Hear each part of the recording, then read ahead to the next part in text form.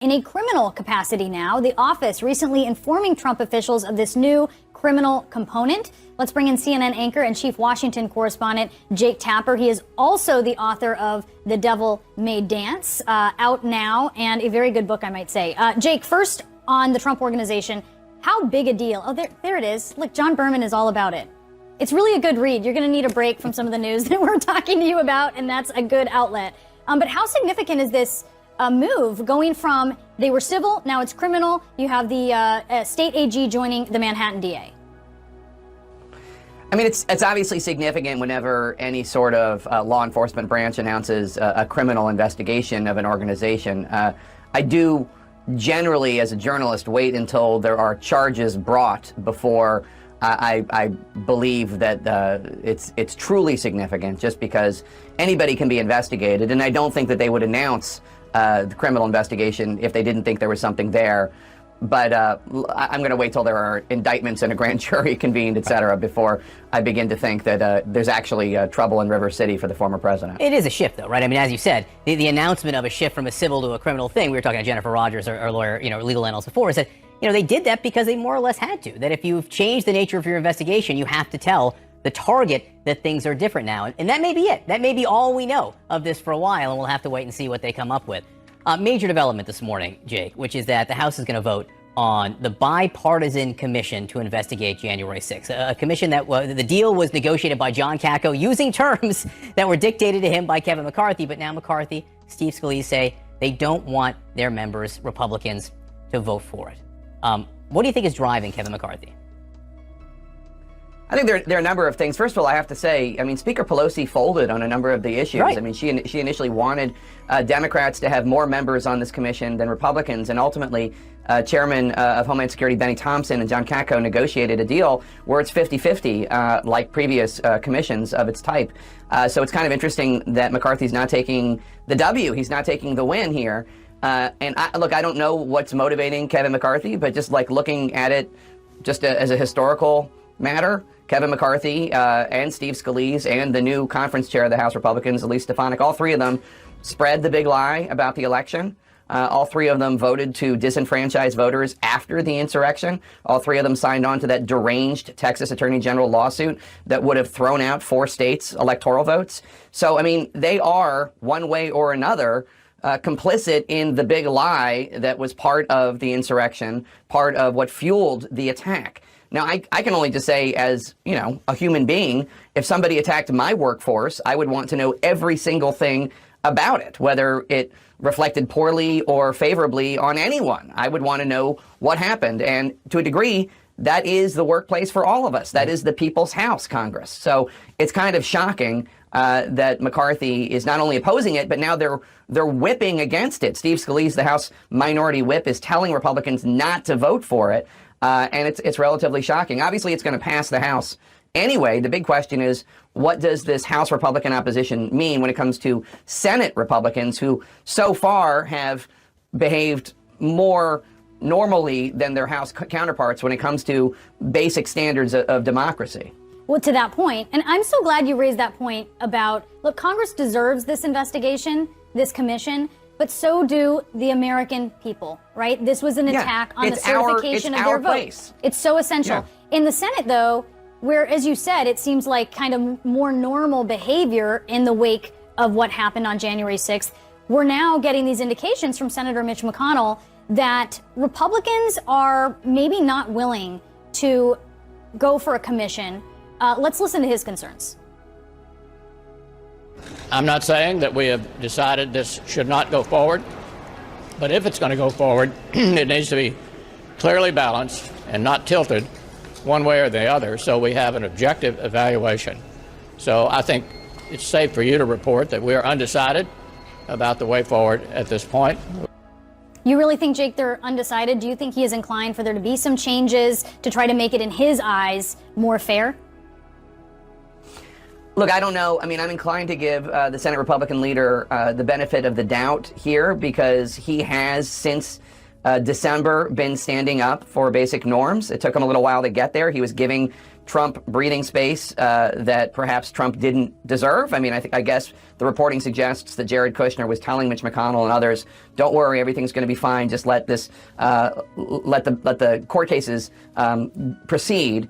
And then ultimately, of course, Trump kept going and is still going today, still putting out the big lie. But Mitch McConnell has been there holding Trump accountable. So look, if he's saying that they just want to make sure that the commission is balanced and fair and in the tradition of other commissions, previous ones, let's see what happens. I'm not ready to lump him in with Kevin McCarthy just yet. Look, Democrats are politicians too. Republicans are politicians. If they just want to make sure it's fair, I don't have a problem with that. Let's see what happens. So, Jake, you have some new reporting. Obviously, there's an intense conflict in the Middle East war right now between Israel and Hamas. The Biden administration and Jen Psaki, press secretary, has said that the president is involved in quiet, intensive diplomacy. We're not seeing everything that's going on in his approach to the Israeli Prime Minister Benjamin Netanyahu. You've got reporting on this. Please explain. Well, when I covered the Obama White House as a White House correspondent, the relationship between President Obama and Prime Minister Benjamin Netanyahu was awful. I mean, it was completely fraught. They did not like each other, and they did not have a good relationship. And that had an effect on the U.S.-Israel relationship. And what my sources tell me is that informed the Biden foreign policy when it comes to Israel in terms of the belief, and those listening can believe this is a good strategy or not, but I'm just telling you what the belief is. The belief in the White House is the more public the conflict with Netanyahu, the less influential the United States is. That, especially now with Netanyahu in domestic political trouble, having a tough time forming a government, on trial for corruption, and on, the belief is, look, if we start scolding, this is the belief inside the White House according to my sources, if we start scolding Netanyahu and if we start reprimanding him, if people start giving floor speeches and there are UN Security Council resolutions, all that does is give Netanyahu incentive to brush back all the criticism and ignore it all and stand in Israel and portray himself as, look, I'm going to fight, I'm going to protect you from Hamas rockets, and I'm going to protect you from international scolding, and I am your protector. And that would be the belief is Netanyahu's position. That's how he would handle it. And the Biden belief is they can be more effective to get the ceasefire going, to get the ceasefire to happen by being diplomatic and behind the scenes. But they definitely believe, look, the last conflict between Israel and Gaza lasted 50 days. This one is, I think we're at day 10 now. They know, they believe it has to end, it has to stop. They just think they can be most effective and influential with Netanyahu, not doing so publicly. And finally, Jake, let's talk about your book, out now for folks who want to get this, a continuance of your last novel, The Hellfire Club. And this is, here it is, The Devil May Dance. I was pretty interested to learn that you got a little, guff. Lawyers were kind of upset with you initially because they thought that you quoted entire Sinatra songs in your book. What was that about? Well, you know this. First of all, let me just say, if you haven't read The Hellfire Club, you can still read The Devil May Dance. You do not need to need to read the first one to understand the second one. But yeah, when you write a book, a novel, or even nonfiction, and you include a line from a song or an excerpt from a song, the lawyers will come in before publication and say, you cannot do that. You can only publish one line. That's it. That's it for fair use. And anything more than that, and we'll get sued for intellectual copyright, for property. And so, I have a couple Sinatra songs in the book. One of them is The Devil May Dance, which is the climax of the book is Sinatra singing this song, The Devil May Dance. Do some of it for the us. Climax of, in the book. Show us. I don't have a melody for it, but I quote the entire song, and the lawyers were very mad. They were like, how can you do this? We've been through this before. You can only quote one line. And I said, it's not a real song. It's a fake song. I made it up. It's fictitious. And that is not an actual song. So I don't have a melody, John, but I understand you have a gift when it comes to you and your mandolin. So if you want to, that you used to play with the Hasty Pudding Club. So if you want to come up with a tune, I'm willing to hear auditions for when we actually ultimately bring this to the screen. But right now, all I have is lyrics. But it's not a real song. But that was the best compliment the lawyers could give me, was by being angry at me. You punked the lawyers. I mean, it's kind of awesome. I didn't mean to. I didn't mean to. But then the editor said, you need to put in the book that it's not real, because people are going to spend a lot of time searching on Google for this Sinatra song, The Devil May Dance. So I put it in. But, Under duress. It's not a real song. Which is the best part. You Listen, know, Berman, I think we can work out a tune to this. we're gonna have this We're thing gonna do set it. to music in an orchestra soon, to be Yes, sure. That's Jake, right. That's awesome. Well, I know Brianna plays the spoons, and I know you play the mandolin. I have the So- tambourine. I'm perhaps- backup vocals. Perhaps in a week or so. Okay, yeah, I love it. Let's do All it. right. All right. The book, The Devil May Dance, is available now. It is wonderful. Don't miss it for a second. All right, Jake, thank you so much. New CNN reporting this morning on Donald Trump, what he is spending his post-presidency allowance from the government on and why. In the Former President Trump is spending the bulk of his post-presidency allowance on several ex-White House staffers so that he can keep them by his side. CNN has records that show they're making six figures and pretty up there six figures. CNN's Gabby Orr is with us now with more on her reporting. Okay, who's making the big bucks here, Gabby?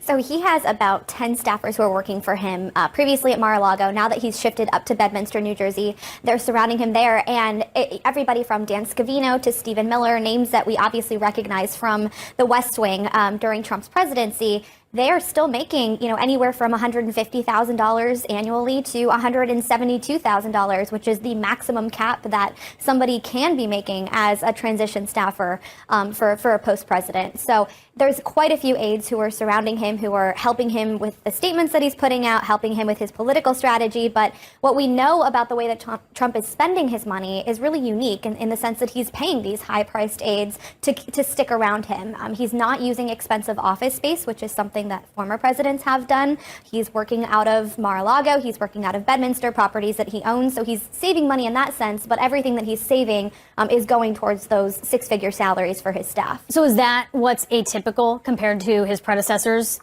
not the office space and paying the staff, or are there other things that are different as well? Right. No, that's pretty atypical. I mean, former presidents, whether they served one term or two terms, they're usually given, they are given a 6-month allowance to spend on whatever they want, basically postage, printing, office space. I mean, that's typically what those costs go to cover. For Trump, again, it's been keeping 10 staffers around him for the past 6 months. Already we know, based on records that CNN obtained, that he's spent $1.26 million just to pay for his staff's salaries. So it is a large sum of money that's going to keep these aides around him. And the big question is, what does he do when this money dries up? Yeah. He's only being paid, he only has his allowance through July 21st. So he has about a month and a half to figure out, does he want to start paying out of pocket to keep these same folks around him, or does he want to turn to his war chest? Yeah. That's the big question. I suspect he does not want to pay out of pocket based on if past his prologue on how he likes to pay people for their services. We'll see. Gabby, great reporting. Thank you. Thanks. Cuomo is embroiled in multiple scandals after several women have come forward and accused him of sexual harassment amid his administration's alleged cover-up of nursing home deaths in his state. And while Governor Cuomo denies all of these allegations, in both cases, Republicans smell blood, including the son of one Rudy Giuliani. Okay, let me know whenever you're ready. Which one is that? Is that Miss Manhattan or is that That's Lady Liberty over there. So, everybody ready? Now, the last time Empire State citizens elected a Republican to be governor, the U.S. had not yet invaded Iraq. Ben Affleck and J.Lo were just about to get engaged. Perhaps some things never change. And speaking of, Nellie was telling us it's getting hot in here. My fellow New Yorkers, it's a great honor to be with you all here today to announce my candidacy to become the 57th governor of our great state of New York. Now, Andrew Giuliani, 35 years old, fresh off a stint as golfing buddy and an aide to former President Trump, joining two other Trump Republicans so far in the race. His press conference was full of doozies, including why, despite wanting to be the leader of a state that has more coronavirus deaths than every state except California, he's saying no to getting vaccinated. I have the antibodies. I am not vaccinated, but I continually get tested with the antibodies. I'm going to make that decision when I don't have the antibodies anymore. The one good thing about the antibodies, if you've had it, is it actually is even better than the vaccine. Not true. The immune response from vaccines is superior to the one from actually contracting COVID, according to scientists and doctors. It's why if you've previously contracted the virus, you're still advised to get the shot, because it's unclear how long natural immunity lasts. Now that it is lifted tomorrow, I will be taking my mask. I have the antibodies, and I look forward to a time when we have our individuality back. Now, that mask is clearly not stifling Andrew Giuliani's individuality, but it would stifle his ability as an unvaccinated person to do harm to others. Yes, the CDC's guidance has made more turns than an M. Night Shyamalan movie. One of the constants, though, for the past 14 months, if you're not vaccinated, wear a mask. So Giuliani isn't about protecting New Yorkers from coronavirus. He says he wants to protect them from Andrew Cuomo. I think we've all seen how Andrew Cuomo has served himself. We see $5 million for a book deal. Now, that bit is completely fair. Cuomo wrote a book about his supposedly superlative response to the pandemic, now very much under question, and his payday was huge. Do you believe that if that happens, you can pay for Governor Cuomo? It's a good question, and I think it's tough to handicap that race if I was a good handicapper. Andrew Giuliani did once claim, however, to be quite the handicapper. As a college guy, he once sued Duke University after being cut from the golf team. The case reportedly dismissed, by the way. What makes you qualified for this? Sure. Well, I am the only candidate that spent parts of 5 different decades of my life in politics or public service. To be clear, Andrew Giuliani is not promising to make math great again.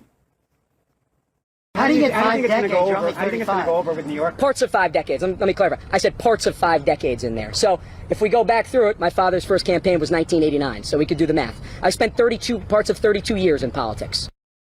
Because, reminder, he's 35. So by osmosis, it appears he's saying that he absorbed his father's 5 decades of professional work, even though he personally wasn't alive for all of those decades. He was, to be fair, around politics quite a bit.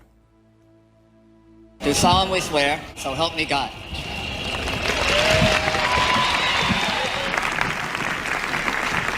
I'm going to have a co-addressee, I guess. Andrew, God, to our city. I thank them very much. Mayor Koch, take to remove our structural budget deficit. Ingenuity, the same sensitivity, the same talent, the same courage it should be so, and it will be so. Pretty cute, actually. The elephant of his young candidacy is his father. Rudy Giuliani hasn't been charged with anything, and he denies committing any crimes. But the feds did just raid his home and office for an investigation into his lobbying efforts, among other things, and he's being sued by House Democrats for inciting the insurrection. So will Dad become a liability? When you've got the greatest prosecutor in the history of the Southern District, and you've got the greatest mayor, not just in the history of New York, but in the history of America, you're foolish if you don't use him as an asset. Now, this is Andrew Giuliani on Russian state media recently claiming that folks don't want to live in a country where investigations like the one into his dad can happen.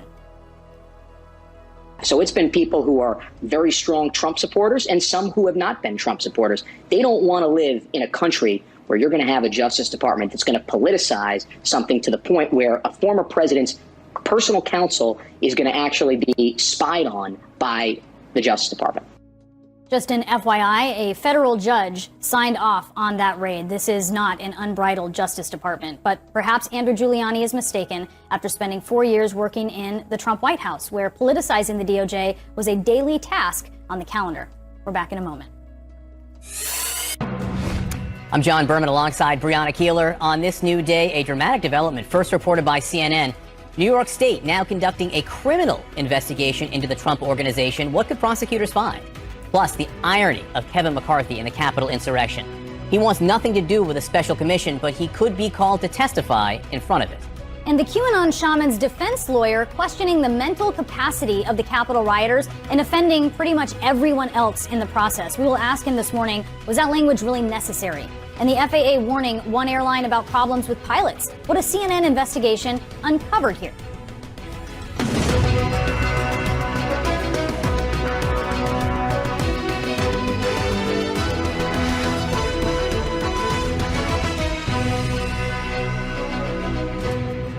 Good morning to our viewers here in the United States and all around the world. It is Wednesday, May 19th. An ominous sign for the former president and his business empire. The New York Attorney General's office announced its investigation into the Trump Organization is no longer just civil. It is now a criminal probe. CNN first broke the story overnight. The AG is now working with the Manhattan District Attorney on the expanded probe. And they're looking here into the Trump Organization's finances. This includes the former president's tax returns and allegations that the company inflated the value of its properties for loans and for tax benefits and may have committed tax and insurance fraud. No response yet from the lawyers, we should add, but Trump in the past has called the AG's investigation politically motivated. Joining me now is Barbara Rez. She's a former executive vice president of the Trump Organization who worked for Donald Trump for 18 years. Barbara, thanks so much for joining us this morning. I was reminded of something you told my former colleague Allison Camerata. You said that Donald Trump and his organization felt that laws basically were for stupid people.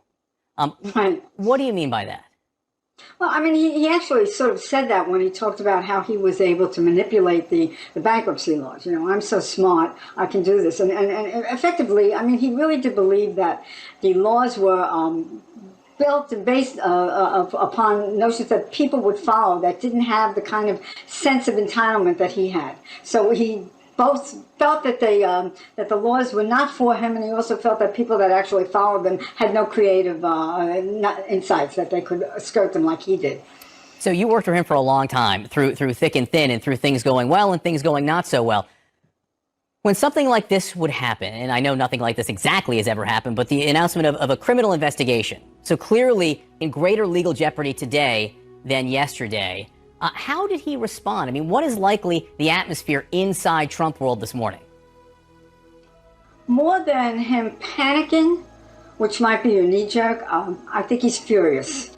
I think he's throwing things and yelling at people, and I think no one wants to go near him. I think that's what's going on in the White House. Not in the White House, in the Pink House. Yeah, in whatever house, whether it's the the golf course in New Jersey or Mar-a-Lago.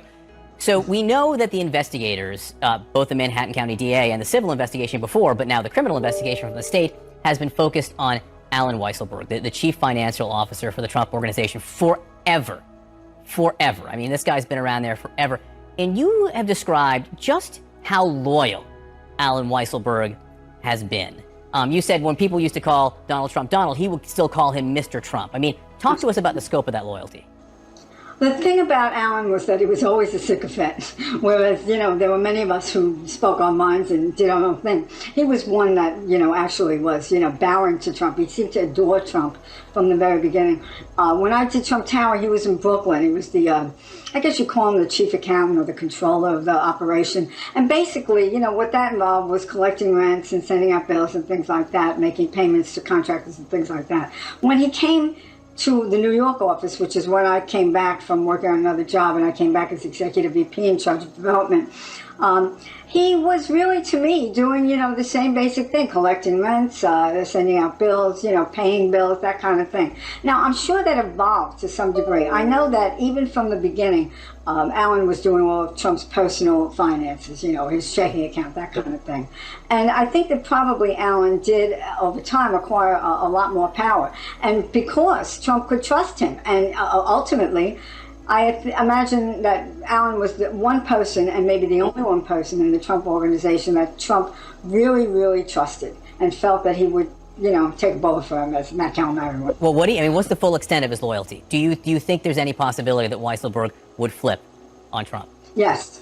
Yes, I heard someone on the program this morning who said that, Weisselberg is probably a done deal. There's not much to get from him. I totally don't agree. I think that the fact that they're sort of setting up his children will make him inclined to try to get them off the hook, like Flynn did back, way back when. But I do think that Alan probably doesn't want to perjure himself. I don't imagine Alan, he was a man that I had respect for and was friendly with, and it was a very shy guy, soft-spoken, not at all aggressive, and he seems to have changed a little bit in that realm. But I don't think that he was the kind of person that would actually commit perjury. Perhaps that's changed too. I saw him go from a guy that lived in a working man's house in Massapequa or something like that to, the big apartment on Fifth Avenue and, the fancy schools for the grandchildren and all that stuff. That was not the Alan I knew. So in that evolution, maybe he has evolved to the point where he would lie for Trump. Barbara Rez, thank you so much for your perspective on this. Appreciate it. My pleasure. Thank you. Brianna? Joining me now is Congresswoman Madeleine Dean. She is a member of the Judicial and Financial Services Committees. She was also one of the 9 impeachment managers appointed in the wake of the Capitol insurrection. Thank you so much for coming into the studio to have this chat. I appreciate it. Pleasure to be with you. What's your reaction learning now that the New York Attorney General is joining the Manhattan DA in a criminal investigation of the Trump Organization? It's not surprising to me. I think the walls are finally closing in on the truth about the Trump Organization and what has happened. You saw that we in Congress tried to exercise our oversight responsibility into Trump finances, tax returns, appraisals of properties, and those kinds of things. And the Trump administration thwarted us at every turn. We're going to see now through the use of the DA and the Attorney General in New York. I commend them, and I hope they get to the truth. You're having a vote on the January 6th commission. Congress's investigation, or at least potentially to get to the bottom of what happened. This will pass the House, we expect. But right now, the Senate, it's sort of unclear what is going to happen. I want to play what Congressman McCarthy, the House Republican leader, said last night about this commission. There's already 4 investigations, and now we want to put a political commission to go forward. This is driven solely by politics and Nancy Pelosi, but we should not be a part of that. Now, more Senate Republicans, it appear, may be agreeing with him on that. What do you think? You know, Brianna, I was thinking about that when I saw that last night. The most important thing we bring to our public service is our credibility. And sadly, Mr. McCarthy has thrown away his credibility. He's poured it away in buckets. Think about what happened here. His ranking member of the committee, Representative Katko, negotiated in good faith with the blessing of the leadership, the Joint Commission. Bipartisan, independent, with equal subpoena power. And Mr. McCarthy suddenly now has turned on that. Why is that? Is he afraid of subpoenas? Is that what you think it is? You think he's afraid of being subpoenaed, that he did speak to Trump that day? Yes. Think of the other conversations he's likely had with the president. He was able to call him directly. We know from our investigation and from the impeachment trial that he did speak to Mr. Trump and pleaded with him to call off the insurrection. So Mr. McCarthy is showing that he's afraid of subpoenas, he's afraid of the truth, he's poured away his credibility, and he has strangely tethered himself to Mr. Trump, to his failed presidency, to the big lie, and he's falsely leading his members in that same place.